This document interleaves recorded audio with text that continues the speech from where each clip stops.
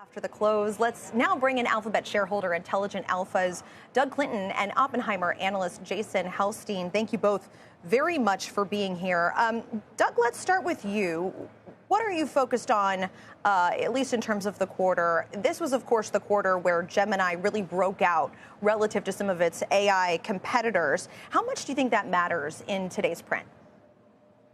I think it matters a lot, Leslie, and I think we expect to see a couple of things on the Gemini front. First of all, we rewind back into Q4. We heard Google say they had over 600 million monthly active users on Gemini. I would love to see a number closer to 1 billion if they put out a number today. I think that would put them right on par with OpenAI in terms of some of the user metrics. And so I think investors will definitely pay attention to anything they say there in terms of usage. The other big part of Gemini, obviously, is converting that into cloud services usage and with enterprises. I think that's going to be the other big number here. I think the street and investors are probably looking for something in the low mid 30% growth range. And I think if Google can deliver that, the stock probably works.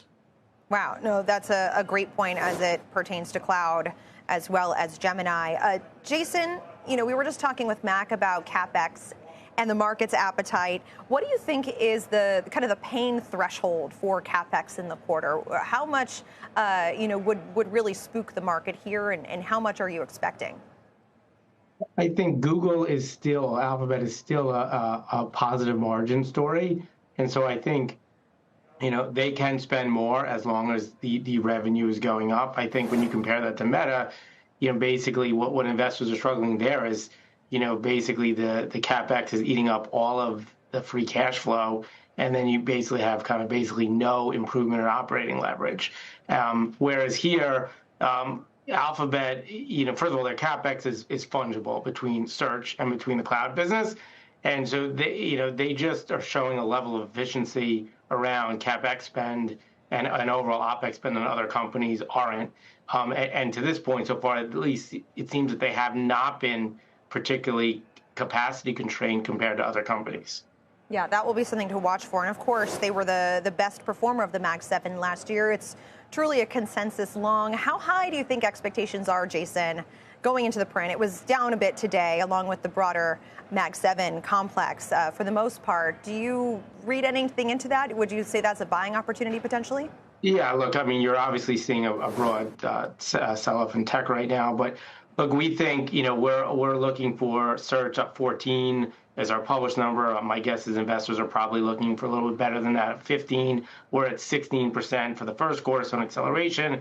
I think investors also want to hear more data points around ads in AI. So basically, there's been a discussion of when do ads come into AI mode? When do ads come into AI overviews? They cited AI overviews as a driver of a 300 basis point acceleration in paid clicks in the last quarter. So can that further improve? So really, it's whatever linear data points you can get to say more people are using AI through Alphabet products, and the ad opportunity is yet to come.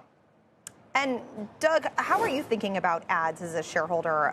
I just look at kind of two examples today. The New York Times reporting earnings. It wasn't necessarily an ad story per se, but those shares currently down 7%. Washington Post laying off a third of their workforce. How do you kind of look at the AI or at the advertising ecosystem as it pertains to kind of legacy media versus the opportunity for some of these AI players?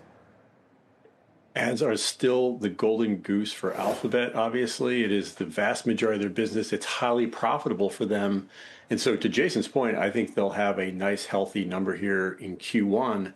As we think about the story longer term, though, Leslie, we think a little bit more about what are they going to do in terms of personal AI? How are they going to monetize AI? Because I do think ads will always continue to be part of Google's ecosystem. I think ads will be part of these AI services we use. OpenAI obviously is dabbling in ads right now. Anthropic's making fun of them for doing that, if anybody's following that. But I think that over time, the subscription nature of AI and what these services can do for customers, that to me is maybe the bigger story as we think about how Google's business could evolve over the next several years.